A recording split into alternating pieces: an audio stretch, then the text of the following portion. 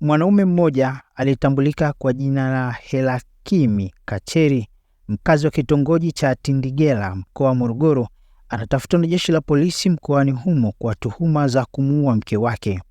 Kwa mujibu wa taarifa iliyotolewa na kamanda wa polisi mkoa wa Morogoro, ACP Alex Mkama, tukio hilo lililotokea Januari 4 mwaka 2026 majira ya mchana katika kitongoji cha Tindigela, kata ya Singisa, wilaya Morogoro, wakati wawili hao wakiwa shambani. Inadaiwa kuwa mtuhumiwa alimshambulia marehemu na kitu chenye ncha kali na kumsababishia majeraha sehemu mbalimbali za mwili wake, akimtuhumu marehemu kuwa na mahusiano ya karibu na mzazi mwenza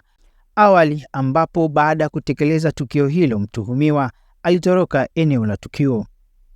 Wakati huo huo, jeshi la polisi mkoa wa Morogoro linaendelea na uchunguzi wa matukio mawili tofauti ya vifo vilivyotokea katika wilaya Kilombero na Mvomero.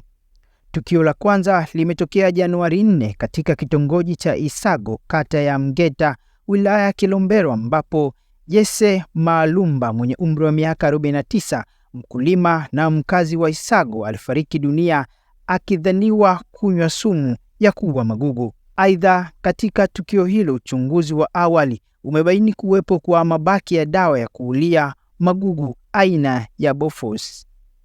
Tukio la pili limetokea Januari 3 ya mwaka 2026 katika kitongoji cha Doma Stendi, kijiji cha kata ya Doma, wilaya ya Mvomero, ambapo Ali Chazi Dagaza mwenye umri wa miaka 38, mkulima na mkazi wa Doma, alifariki dunia baada ya kukanyagwa na mnyama tembo akiwa shambani akilinda miche ya nyanya na zao la pilipili. Katika hatua nyingine, jeshi la polisi limetoa wito kwa wananchi wenye taarifa zitakazosaidia kukamatwa kwa mtuhumiwa wa tukio la mauaji au zitakazosaidia uchunguzi wa matukio hayo kuzifikisha katika kituo chochote cha polisi kwa hatua za kisheria.